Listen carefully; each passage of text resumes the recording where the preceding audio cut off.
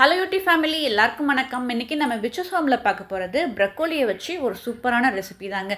இது எவ்வளோ செஞ்சாலும் பத்தாது, அந்தளவுக்கு நல்ல ஒரு டேஸ்டியான ப்ரக்கோலி பெப்பர் ஃப்ரை தான் செய்ய போகிறோம்.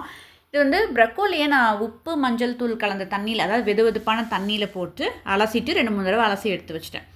இருந்தாலும் எனக்கு நான் தவாவில் தான் போட்டு நல்லா ஃப்ரை பண்ணி எடுத்துக்க போகிறேன். அப்போது நமக்கு இந்த தண்டெல்லாம் சீக்கிரம் வேகணும் இல்லையா, அதுக்காக நல்லா சூடாக இருக்க தண்ணியில் போட்டுட்டு ஒரு 20 நிமிஷத்துக்கு வச்சு மூடி வச்சிட போகிறேன். நமக்கு அந்த தண்டெல்லாம் நல்லா சாஃப்டன் ஆகிடும். அப்படி ஆகிடுச்சுன்னா நம்ம தவாவில் போட்டு ஃப்ரை பண்ணுறதுக்கு நமக்கு சீக்கிரமாகவே குக்காகி வந்துடும். அப்படி இல்லை, இந்த மாதிரி வேணான்னு நினைக்கிறவங்க நம்ம ஸ்டீம் பண்ணி கூட எடுத்துக்கலாம். ஸ்டீமர் இருந்தால் ஸ்டீமரில் வச்சு எடுத்துக்கலாம். அப்படி இல்லைனாக்கா ஒரு பவுலில் வச்சுட்டு இட்லி பானையில் வச்சு ஒரு 5 நிமிஷத்துக்கு நல்லா வேக வச்சு எடுத்துக்கலாம். அதுவுமே நல்லா சாஃப்ட் ஆகிடும். ஃபஸ்ட் ஸ்டெப்பாக இந்த மாதிரி ரெடி பண்ணி வச்சிட்டோன்னா அப்புறம் நம்ம ஃப்ரை பண்ணுறதுக்கு ஈஸியாக வேலையாயிடும்.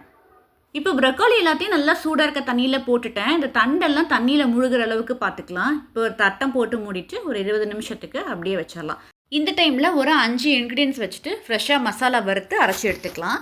பெப்பர் ஃப்ரை அப்படின்னாலே ஃப்ரெஷ்ஷான மசாலா அரைச்சி சேர்க்கும் போது தான் அது ரொம்பவே நல்லாயிருக்கும். இப்போ ஒரு சின்ன பேனில் 1/2 டீஸ்பூன் அளவுக்கு சோம்பு எடுத்திருக்கேன், 1/2 ஸ்பூன் அளவுக்கு சீரகம். இது எல்லாமே டீஸ்பூன் கணக்கில் தான் நான் எடுத்திருக்கேன். நான் ப்ரக்கோலி எடுத்திருக்க அளவை பொறுத்து. இப்போ 1/2 டீஸ்பூன் அளவுக்கு மிளகு சேர்த்துருக்கேங்க. நான் மிளகாய் தூள் தனியாக கொஞ்சம் சேர்த்துக்க போகிறேன் அப்படிங்கிறதுனால மிளகு கொஞ்சம் கம்மியாக தான் சேர்த்துக்கிட்டேன். இப்போ 2-3 பல் பூண்டு சேர்த்துட்டு டெசிகேட்டட் கோகனட், அதாவது கோகனட் பவுடர்னு சொல்லுவோம் இல்லையா, அது வந்து 1 டேபிள் ஸ்பூன் அளவுக்கு நிறையா எடுத்துக்கிட்டேன். இது இல்லை அப்படின்னா நம்ம ஃப்ரெஷ்ஷான தேங்காய் துருவல் சேர்த்து நல்லா வறுத்துடலாம். எதுக்காக இதை சேர்த்துருக்கேன் அப்படின்னா, இது நல்லா பொடி மாதிரி நம்ம கிடைக்கும். அந்த ப்ரக்கோலியில் போட்டு நம்ம ஃப்ரை பண்ணும்போது சீக்கிரமாகவே நமக்கு ட்ரை ஆகி வந்துடும். அதுக்காக நான் இதை சேர்த்துக்கிட்டேன். வறுத்த மசாலா அப்படியே ஆறிட்டு இருக்கட்டங்க, ஒரு சைடு இருக்கட்டும். இப்போ தண்ணியில் போட்டு வச்சிருந்தோம் இல்லையா, சுடு தண்ணியில், அந்த ப்ரக்கோலி எல்லாத்தையும் தனியாக ஃபில்டர் பண்ணி எடுத்துக்கலாம். இப்படி செய்யும்போது கொஞ்சம் வதன்ட்டு இல்லாமல் இருக்கும். தண்ணி நல்லா ஃபில்டர் ஆகிடுச்சுன்னா நம்ம ஃப்ரை பண்ணுறதுக்கு கொஞ்சம் ஈஸியாக இருக்கும். இதில் தண்டுமே பார்த்திங்கன்னா கொஞ்சம் நல்லா சாஃப்டாகி தான் வந்திருக்கு. தண்ணி வடியட்டும். அடுத்ததாக ஒரு பேன் வச்சுட்டேன் ஃப்ரை பண்ணுறதுக்கு. இது நல்லாவே சூடாயிடுச்சு. இதில் 2 கரண்டி அளவுக்கு எண்ணெய் சேர்த்துட்டு நம்ம ஃபில்டர் பண்ணி வச்சுருக்கோம் பார்த்திங்களா, தண்ணி இல்லாமல் வடித்து வச்சுருக்க ப்ரக்கோலியை சேர்த்துக்கலாம்.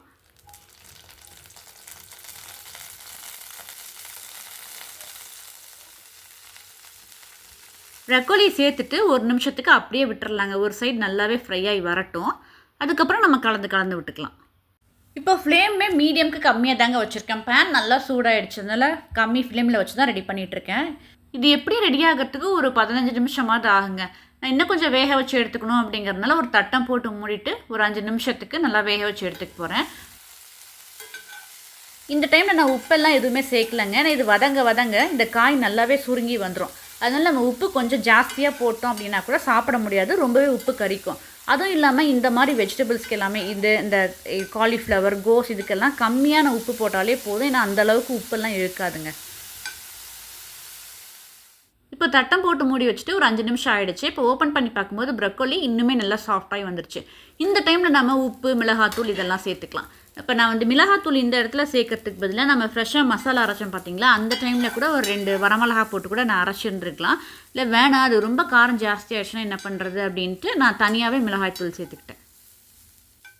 இப்போ பார்த்தீங்கனாலே தெரியும் நம்ம போட்ட அளவுக்கு ப்ரக்கோலி எந்த அளவுக்கு கம்மியாக வந்திருக்குன்னு. அதனால் கொஞ்சமாக உப்பு சேர்த்துக்கலாம். இதுவே நம்ம முன்னாடி சேர்த்துருந்தோம் அப்படின்னா இந்த டைமில் கண்டிப்பாக உப்பு கரிக்குங்க. ஏன்னா அப்போ நிறையா இருக்க மாதிரி இருக்கும். அந்த அளவுக்கு போடலான்னு நினச்சி போட்டோம்னா கண்டிப்பாக உப்பு கரிக்கும். ஏன்னா எனக்கு ப்ரக்கோலி ஸ்டார்டிங்கில் ஒரு 15 இயர்ஸ்க்கு முன்னாடிலாம் பார்த்திங்கன்னா ப்ரக்கோலி சமைக்க ஆரம்பிக்கும் போதெல்லாம் இந்த மாதிரிலாம் நான் அனுபவப்பட்டிருக்கேங்க. ரொம்ப உப்பு கரிச்சலாம் இருந்திருக்கு. இப்போ எனக்கு இந்த மிளகாத்தூளும் உப்புத்தூளும் போட்டோம் இல்லையா, இப்போ கொஞ்சம் ட்ரையான மாதிரி ஆகிடுச்சு. அதனால் இன்னும் ஒரு 1/2 ஸ்பூன் அளவுக்கு எண்ணெய் சேர்த்துட்டு நல்லா பரட்டி எடுத்துக்கிறேன். இந்த காயின்னு இல்லைங்க, எந்த காயினாலுமே ஸ்டார்டிங்கில் கொஞ்சமாக உப்பு தூவி நல்லா வதங்கிட்டு அதுக்கப்புறம் நம்ம எந்த அளவுக்கு குறைஞ்சி வந்திருக்குன்னு பார்த்துட்டு உப்பு சேர்த்துக்கலாம். அப்போ தான் நமக்கு கரெக்டாக இருக்கும்.